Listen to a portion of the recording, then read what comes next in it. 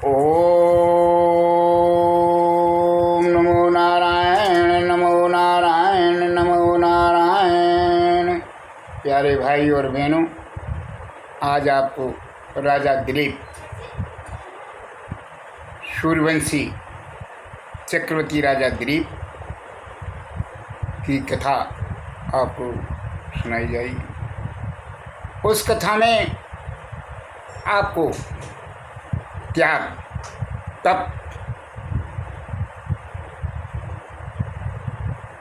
और जीवन को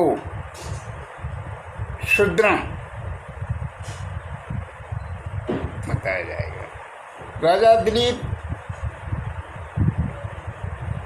बड़े चक्रवर्ती राजा थे सूर्यवंश के, और इससे पहले सूर्यवंश में हजारों पीढ़ियाँ, जब से सृष्टि रची गई तब से इनके वंश में हजारों पीढ़ियाँ चली गई थी, और उन्हीं के अंशवान के वंशज में राजा दिलीप पैदा हुए। राजा दिलीप चक्रवर्ती राजा थे और इनकी शादी है रानी सुदक्षिणा से हुई।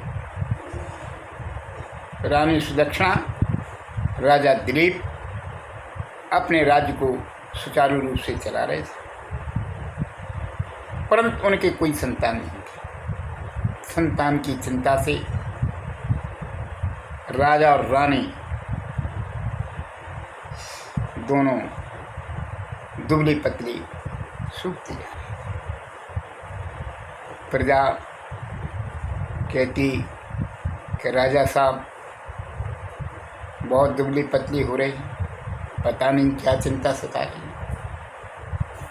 प्रजा को भी पता था कि भाई राजा के कोई संतान नहीं है।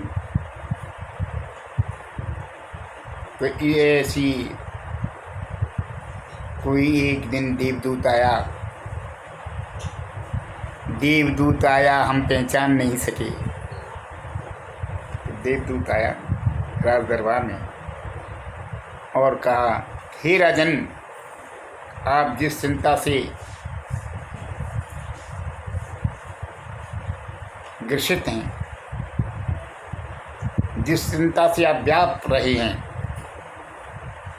आप अपने गुरु वशिष्ठ जी के पास जाइए और अपने जीवन की सारी व्यथा सुनाइए। वो आपकी समस्या का निदान करें। ऐसा कहते ही वो देव पुरुष, ऋषि पुरुष अंतर्ध्यान। देखिए भाई साहब, भाई बहनों, जीवन में कोई ना कोई देव पुरुष आता है। देवदूत आया, हम पहचान नहीं सके। हमको इतना ज्ञान नहीं है, इतनी दिव्य दृष्टि नहीं है, हम उसे पहचान नहीं पाते। पहचान तब पाते जब वो इस दुनिया से अलविदा हो।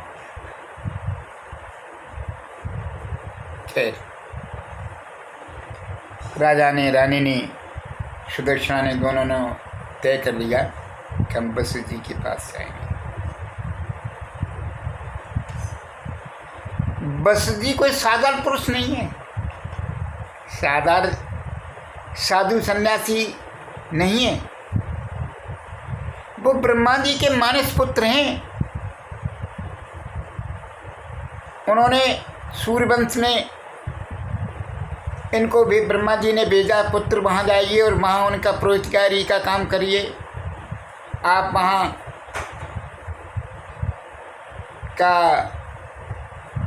वहाँ के गुरु बनिए।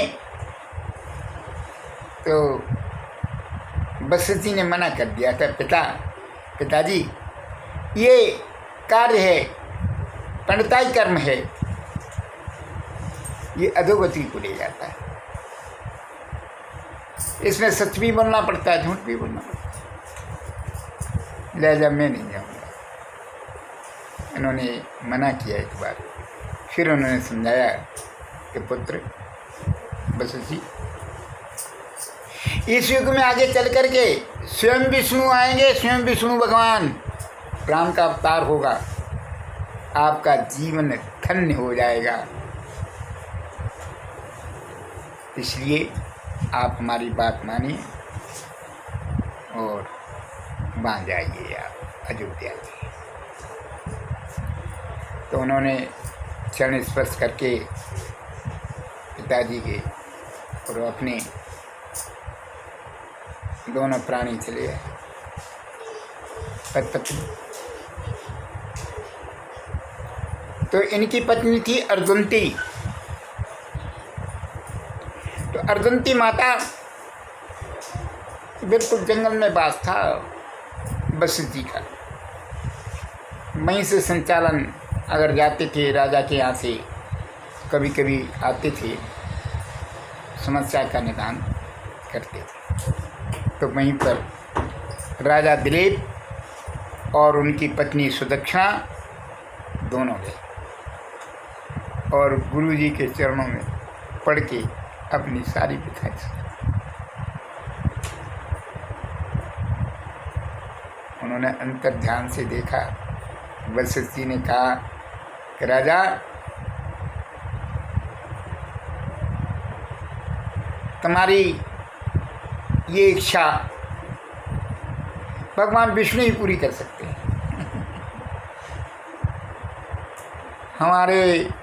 हमारे को कुछ दिखाई नहीं दे रहा। तो राजा बहुत ही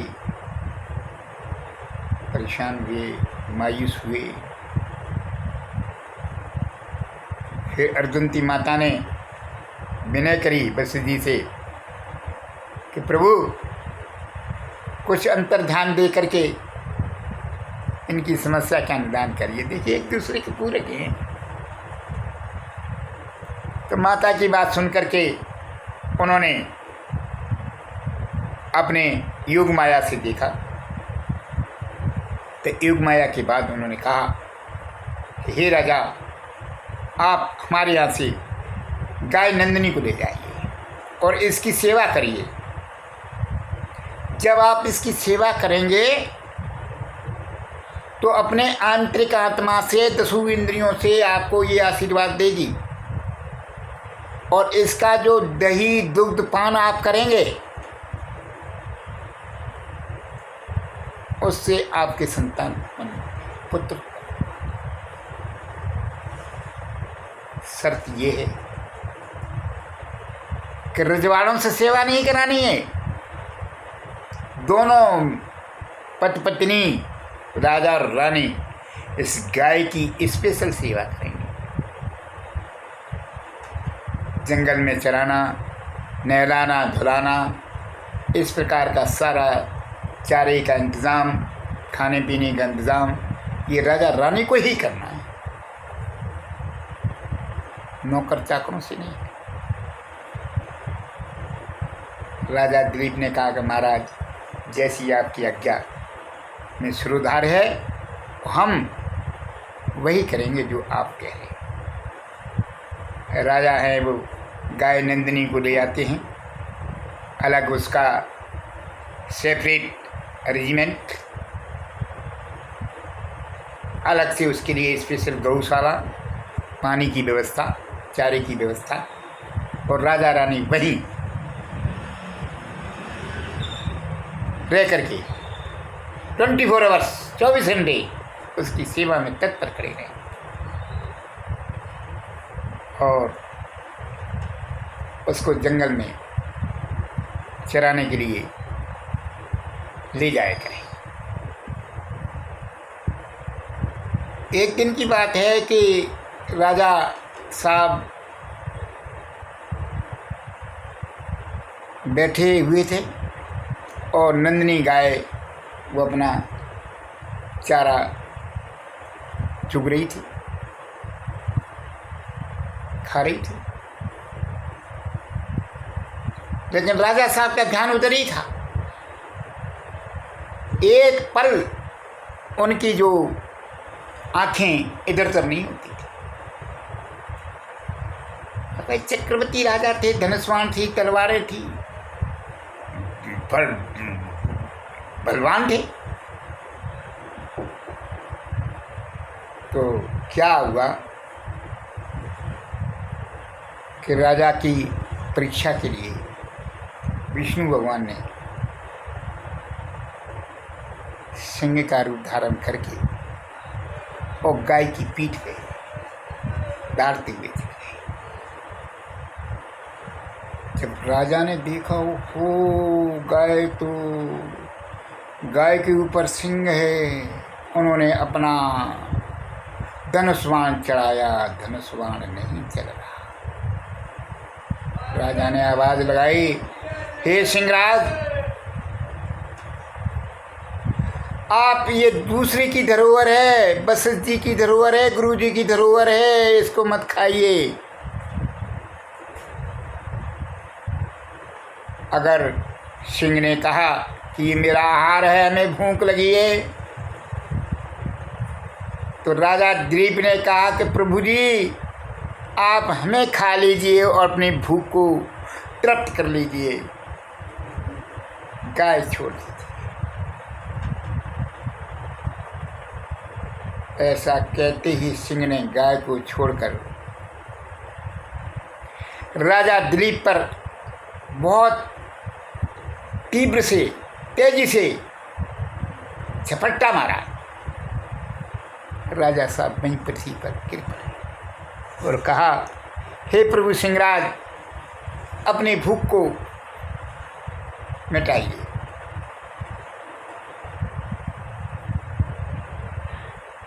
ऐसा कहती ही वो अपने रूम में आ गए। शंख चक्र गदा पद्म। राजा साहब की आंखें बिल्कुल बंद पड़ी डर के मारे कि सिंह हमें खा लेगा, हमारी गाय बच जाएगी, वशिष्ठ जी की गाय बच जाएगी, हमें खा लेगा। डर की वजह से आंखें नहीं खुल रही थी, सुकड़े हुए पड़े हुए थे। उन्होंने, भगवान ने उठाया, कहा, हे राजा दिलीप खड़े हो जाइए। राजा दिलीप खड़े हुए, साधारण तरीके से उनके चरणों में पड़ गए कि प्रभु आपने हमारी गाय को बचाया है, हम आपके बड़े एहसानमंद हैं, और जो हमसे भूल गलतियाँ हुई हैं हमें माफ कर दीजिए। उन्होंने कहा कि राजा साहब, हमने आपकी ये परीक्षा दी, अब परीक्षा में आप पास हो गए, जाइए इस गाय के दूध का पान करिए राजा और रानी, और आज के बाद, आपके 9 महीने के बाद आपका ये पुत्र पैदा होगा। इस प्रकार से राजा साहब पास फिर लेके गाय को अपने गौशाला में ले आए और गौशाला में रखा। कुछ समय बीतने के बाद राजा साहब के पुत्र पैदा हुआ, जिसका नाम उन्होंने, वशिष्ठ जी ने, रघुवंश रखा। तभी से कथा चली आई है कि रघुकुल रीत सदा चल आई, प्राण जाए पर बचन न जाई। ये रघुकुल की परंपरा तभी से चली है।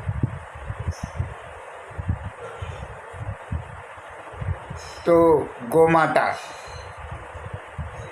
फिर भगवान ने कहा है, विष्णु भगवान ने कहा है कि गो ब्राह्मण सुर संत हित, गो ब्राह्मण सुर संत हित, लीन मनुज अवतार, निजी इच्छा निर्मित तनुधारी। माया गुण गोपाल। भगवान जब ये लोग पुकारते हैं तो इनकी रक्षा के लिए भगवान स्वयं मनुष्य का शरीर धारण करते हैं और संसार में चरित्र करते हैं। देखिए भाई साहब, आज यहाँ हमको कहना पड़ रहा है तो लोग ये समझते हैं कि भगवान विष्णु की जो काया है, जो अवतार लेते हैं, तो हाड़ मास का। अरे भैया, हाड़ मास का नहीं होता। हमारे को देखने में, हमारे को बरतने में एहसास होता है कि ये हाड़ मास की काया है। उनकी हाड़ मास की काया नहीं होती है। उनकी काया है वो वज्र होती है, वज्र।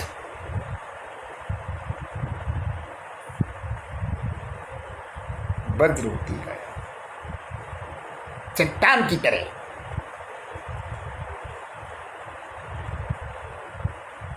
उनका कुछ बिगाड़ नहीं सकते।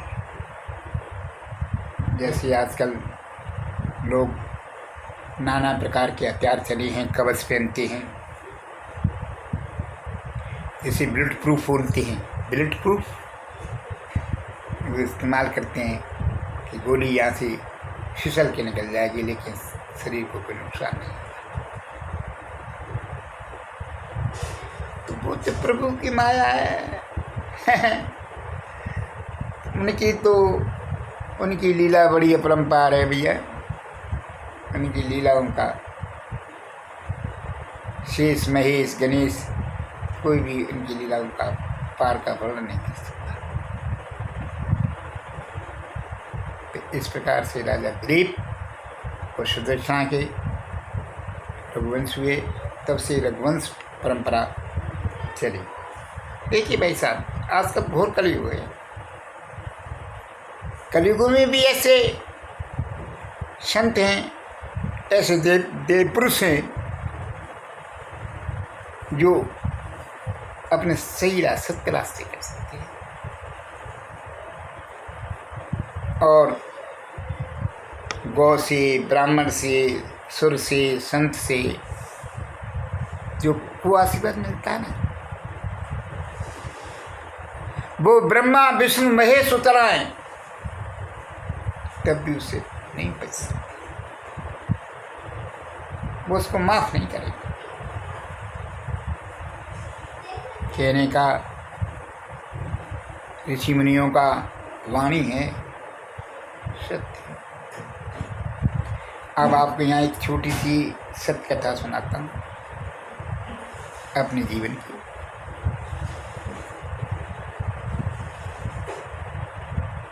वो ऐसा है कि हम बचपन में बीमार पड़ गए तो हमारे पिताजी 100 रुपये में एक गाय लाए, गाय, सुरवी गाय। और किसी ने, हमारे जो ब्रह्मचारी जी थे, गुरुजी, उन्होंने कहा कि इसको गाय का दूध और दही खिलाइए और कुछ मत खिलाइए। तो उस गाय का हमने दूध दही हमारी माँ ने खिलाया। मैं तो बहुत छोटा था, मुश्किल से ऐसा होगा तो हमारी उम्र 2.5-3 साल की हो गई। तो उन्होंने जब हमें खिलाया दूध दही और ब्रह्मचारी जी ने उपचार भी किया, देसी उपचार थे,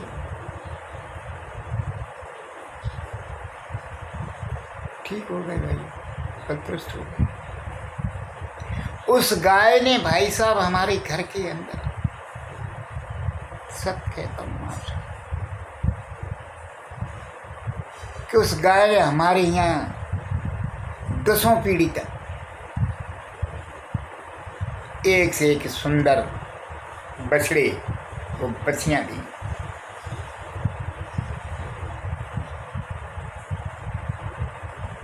और उनको हमने खेती के काम में हमारे पिताजी ने लाए और गायों को, बच्चियों को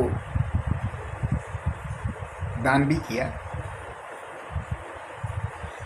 अंत में हमारी एक गाय वास्तव में कामधेनु गाय थी। बड़ी सुडौल सुंदर चेहरा मोहरा। 12-12 कोस के लोग गांव के देखने के लिए गाय को आते थे कि पंडित जी के यहाँ गाय है, चलो उसके दर्शन करके आते हैं। तो हमारे परिवार में नंबरदार थे, वो कहती अरे हम 500 बीघा के काश्तकार, हमारे घर को भी नहीं आता, और इसके घर जो है कांटा लगा रहता है, और ये सबकी दूध से रोटी से सेवा करता है, इस गाय की बदौलत करता है। तो उन्होंने छल कपट से हमारे पिताजी से गाय उन्होंने छीन ली। मैं छोटा था, गाय छीन ली। सामने दरवाज़ा था हमारे, यहाँ के एक दूसरे के लाइन से दरवाजे थे, सामने बहुत बड़ा सरोवर था, हमारे परिवार के थे। तो गाय उन्होंने छल कपट से अपने, हमारा इतना निकलता है, हमारा ये निकलता है, हमारा वो निकलता है, राजा इसको हम सब माफ़ कर देंगे, और गाय हमें दे दो। वो गाय दे दी। मेरी माँ रोती रही। हमारे घर खाना नहीं बना 3 दिन। मेरी एक बहन थी, उसने कहा अम्मा आप क्या बताएं, अब जो इन्होंने हमारे साथ किया है वो ये भुगतेंगे। गाय खूंटे पे बांध दी जाके उन्होंने, गाय ने उनके दरवाजे पर पानी नहीं पिया भाई साहब, पानी तक नहीं पिया, और दरवाजे की तरफ, हमारे दरवाजे की तरफ वो देखती रहती, और आंसू झल गिरती आंसू। गाय के झर आंसू गिरते। हमारी उस वक्त उम्र 10-12 साल की थी। भाई और बहनों में यह कहना चाह रहा हूँ, उस गाय ने 15 दिन में अपने प्राण त्याग दिए।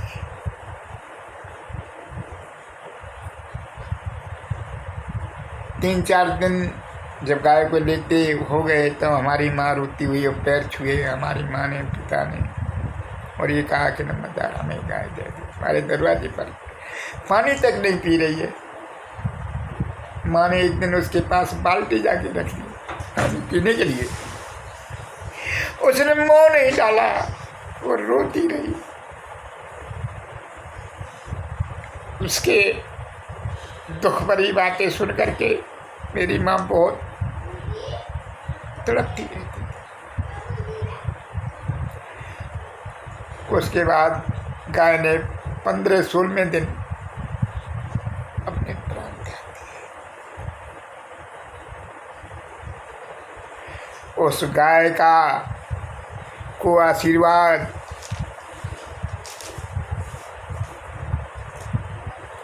चंद दिनों में फलीभूत। कहने के नंबरदार थे, 500 बीघा के काश्तकार थे, और उसी दिन से उनकी दवाई शुरू हो गई। और क्या बताएं भाई साहब, उनके जीते जी सर्वनाश हो गया। खुद बीमारी से ग्रस्त होकर के, बुरी बीमारी से ग्रस्त होकर के खत्म। तो हमारा यहाँ कहने का तात्पर्य यही है कि भैया हमने मनुष्य शरीर धारण किया है, हम किसी को न सताएं। ये बिल्कुल सच कथा है, मेरे आंखों की कथा है। इसलिए दुर्बल को न सताइए, जाकी मोटी हाय, मुई खाल की श्वास सो सार भस्म हुए जाए। ये कबीरदास जी का दुआ है कि हमें किसी को नहीं सताना चाहिए। और भगवान के मिश्रण में रहना चाहिए। हमें अपनी ईमानदारी कष्ट की कमाई से हमें अपना जीवन निर्वाह करना चाहिए। प्यारे भाई और बहनों, आज जो राजा दिलीप की कथा सुनाई है ये बिल्कुल सत्य है, और जो हमारे आंखों की परिवार की कथा सुनाई है ये भी सत्य है। देखिए, हमारा जीवन हम सही नेक रास्ते पर चलेंगे, हमारा जीवन अच्छा चलेगा। हम आपसे यही प्रार्थना हाथ जोड़ करके कहते हैं कि अपना सादा जीवन और उच्च विचार रखिए, जो कि तुम्हारी पीढ़ी पर अच्छे संस्कार छपेंगे और आपका नाम रोशन करें। ओम शांति शांति शांति। बंद।